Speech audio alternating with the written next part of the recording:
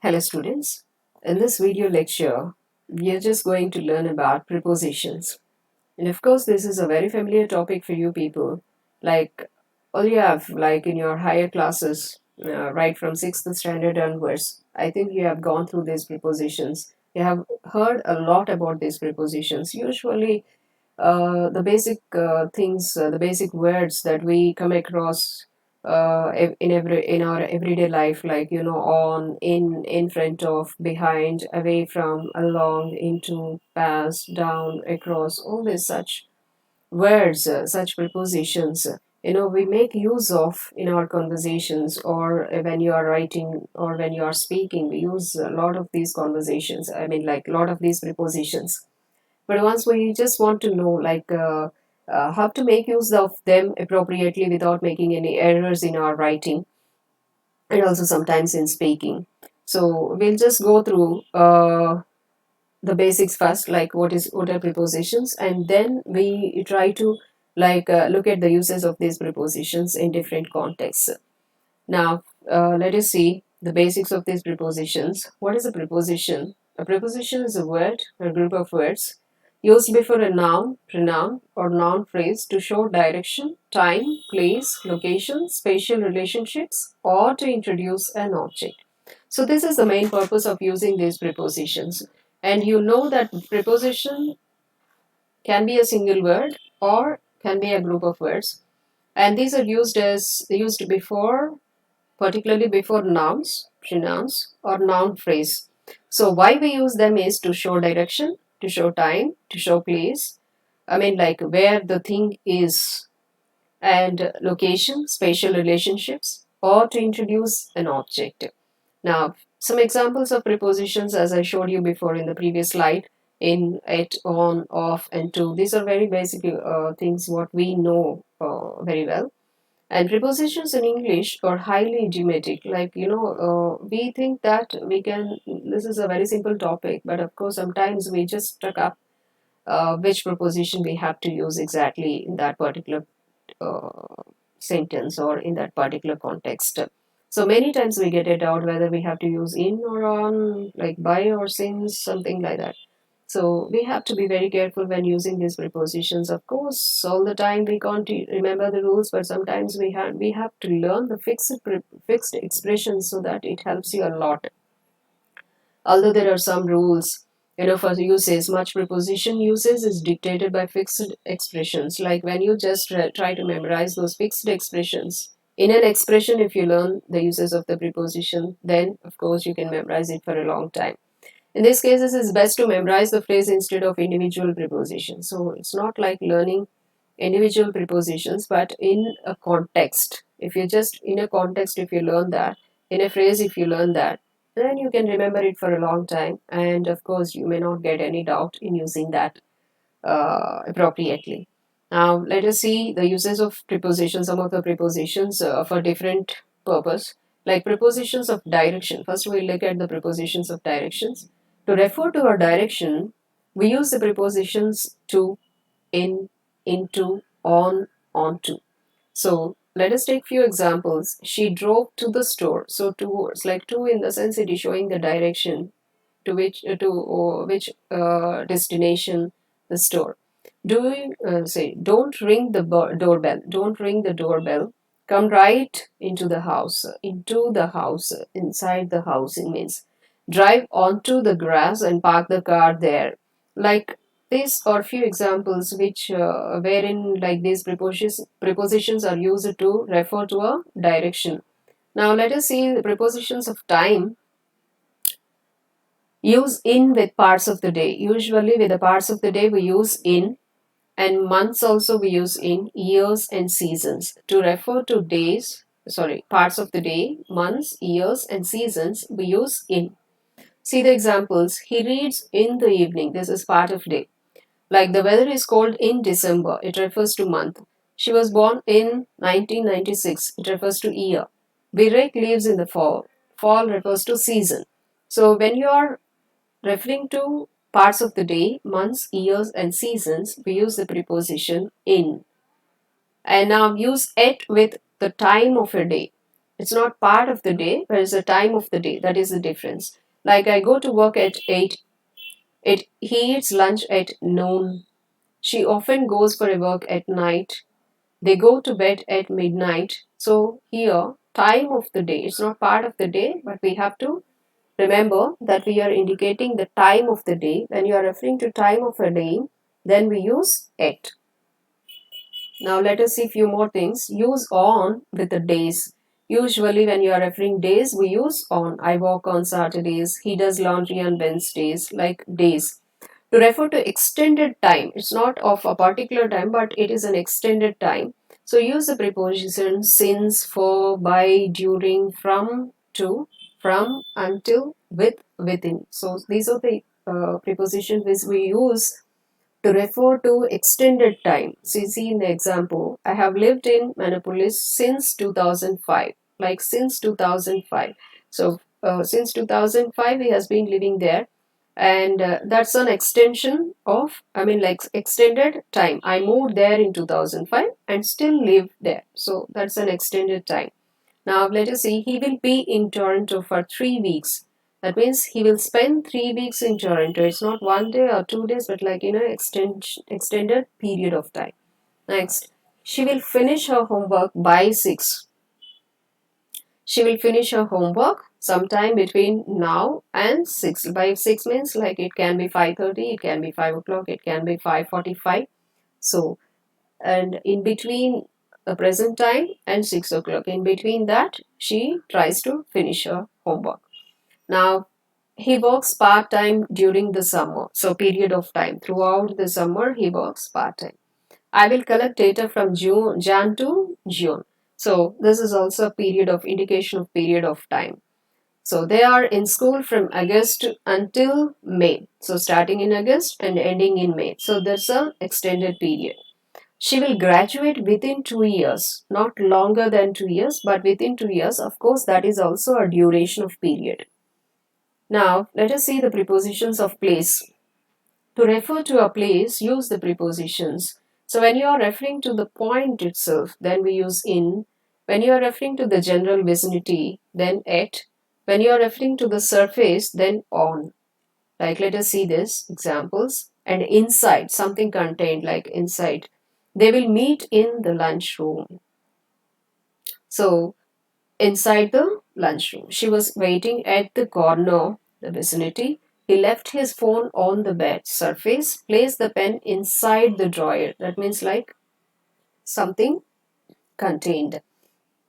So in is used to refer to the point, and at is referred to the vicinity, on is referred to the surface. So inside is referred to something contained.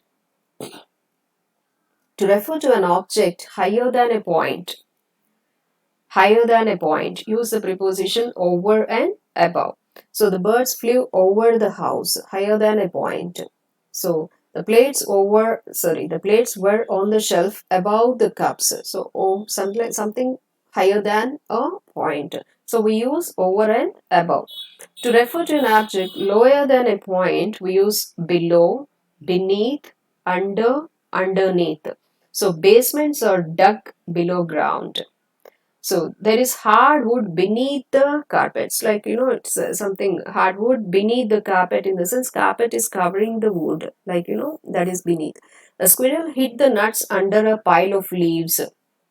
Under a pile of leaves. The cat is hiding underneath the box. So like, to refer to an object lower than a point, use the prepositions below, beneath, under and underneath. Prepositions of So few other prepositions which we refer to place. To refer to an object close to a point. Close to a point. Use the prepositions close to a point. By, near, next to, between, or, among, and opposite. The gas station is by the grocery store. Next to, or else like the park is near the house. Park your bike next to the garage. There is a deer between the trees. There is a purple flower among the woods. Between, among, like between is used to refer to two objects, and if more than two objects, then we just use among. The garage is opposite the house. Opposite the house. So These are few other prepositions that we can use to refer to objects close to a point. Prepositions of location. To refer to a location, use the preposition in when you are referring to an area or volume, at when you are referring to a particular point, and on a surface. They live in the country. That means the area. She will find him at the library at a point.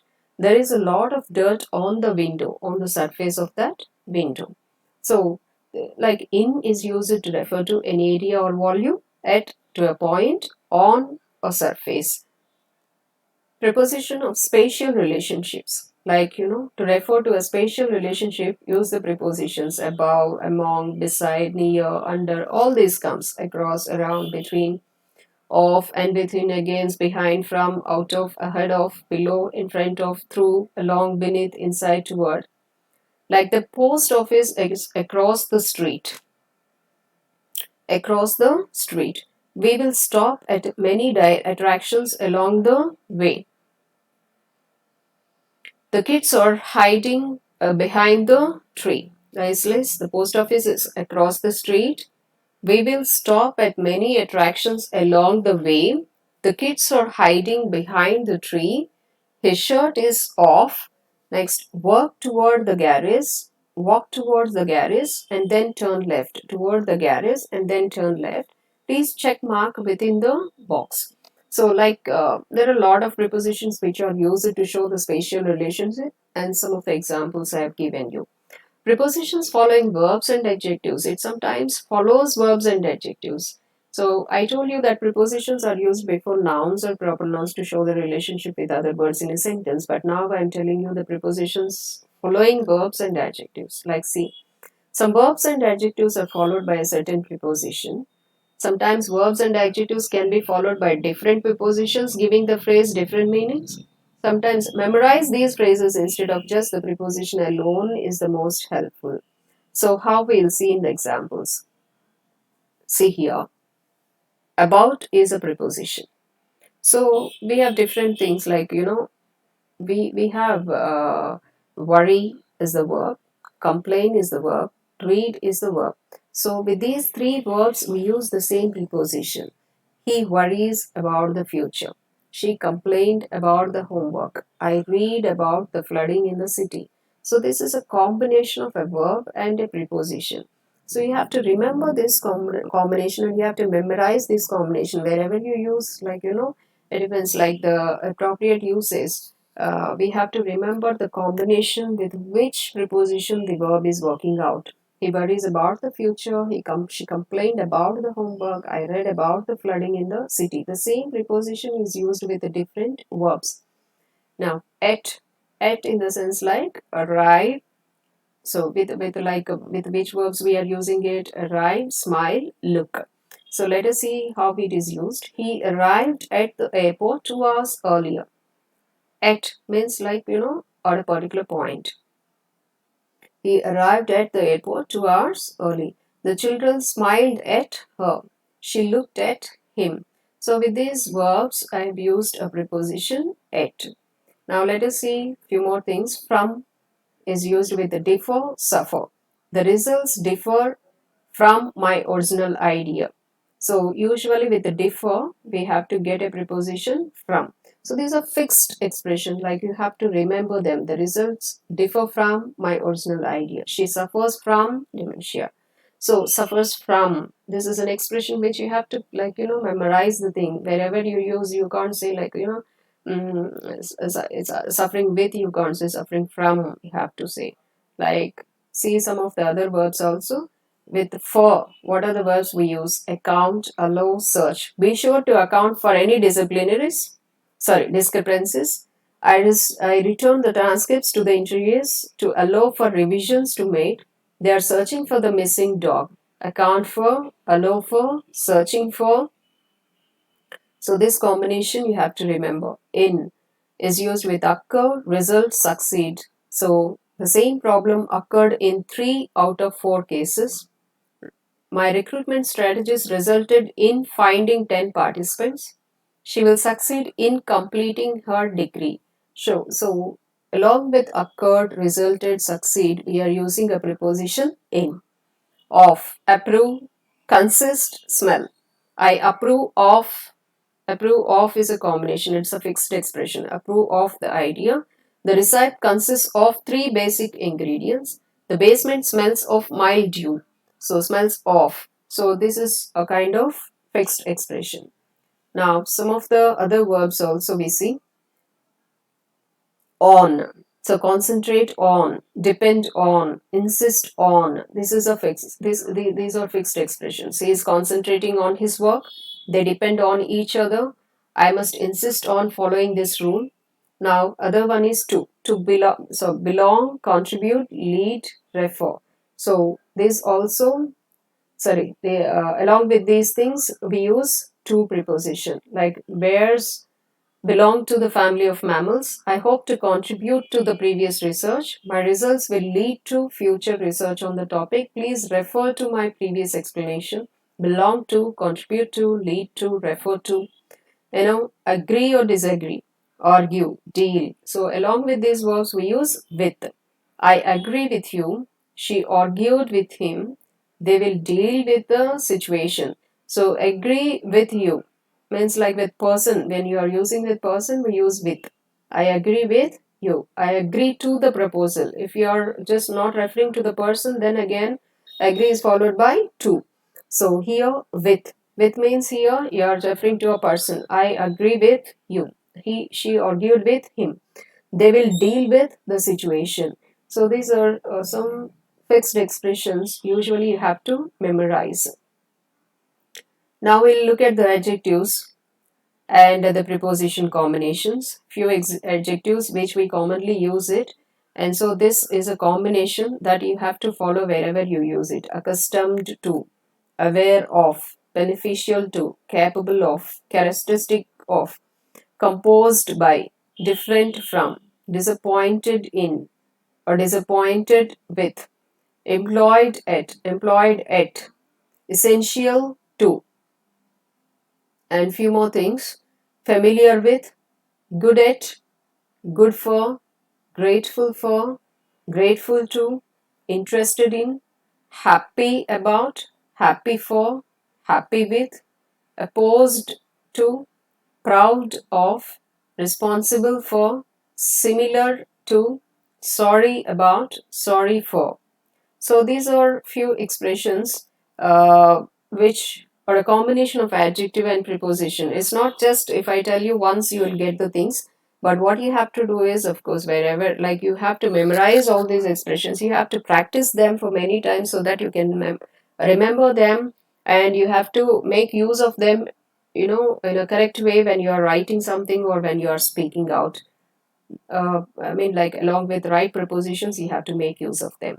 Now, ending a sentence with prepositions. Sometimes, you are supposed to end a sentence with the prepositions. Of course, in olden days, that was like a mistake to end a sentence with a preposition. But nowadays, they're just following this because if it gives sense, then there is nothing wrong in using a preposition at the end of the sentence.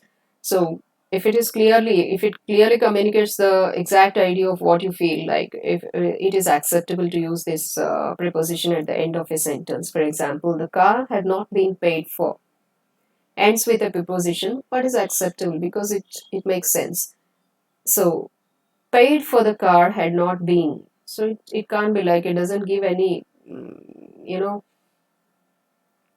clear, it's not clearly communicating anything, properly communicating anything. Example, the other example is, I would like to know where she comes from. Of course, this is also acceptable because it makes sense and it clearly communicates your idea. So sometimes it is like, these are two examples of sentences wherein like we get a preposition at the end of the sentence. We make use of them when it is clearly communicating the idea without any confusion or without any mistake, then of course it is acceptable to use the preposition at the end of a sentence also.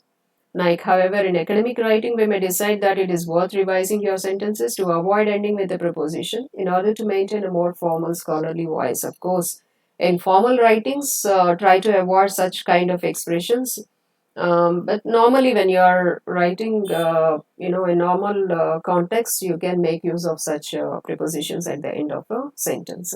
So, why they have just told you to avoid these prepositions at the end of a sentence in formal writing is like, better avoid, because that's a formal context. So no, we have to make it more grammatical and more appropriate. My research will focus on the community the students lived in.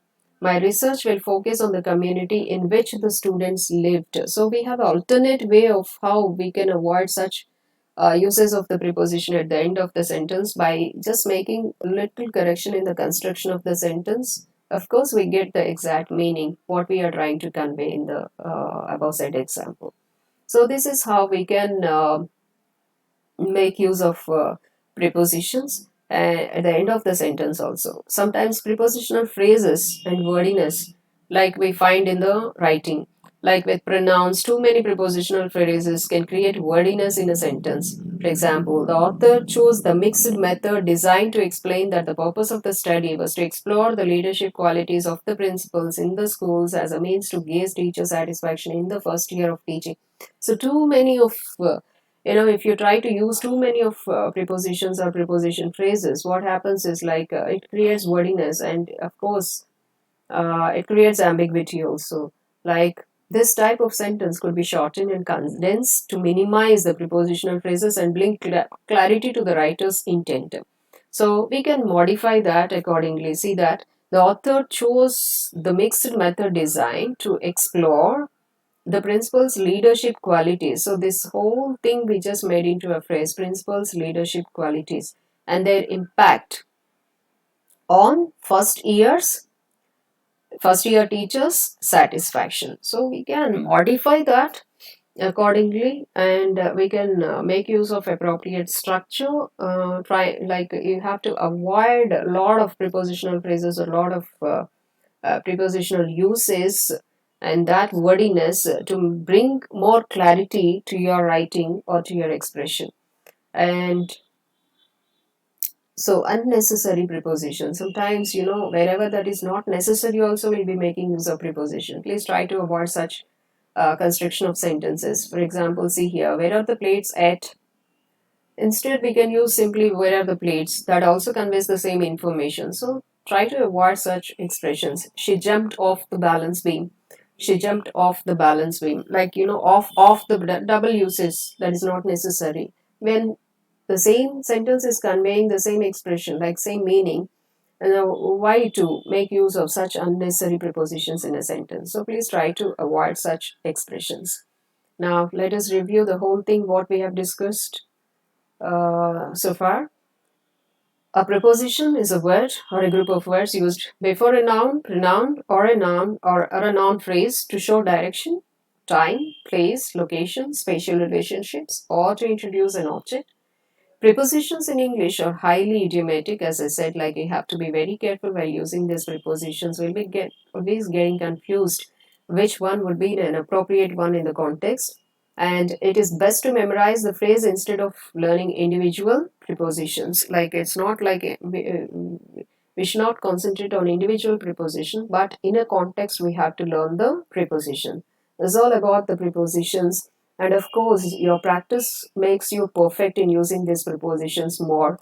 And it's not just by hearting the things, but you have to learn, like come across different fixed expressions, different combinations of verb and preposition, adjective and preposition. So if you try to practice them and if you try to memorize them, of course you can remember it and you can make use of them appropriately in your writing. So this is all about prepositions. Thank you very much.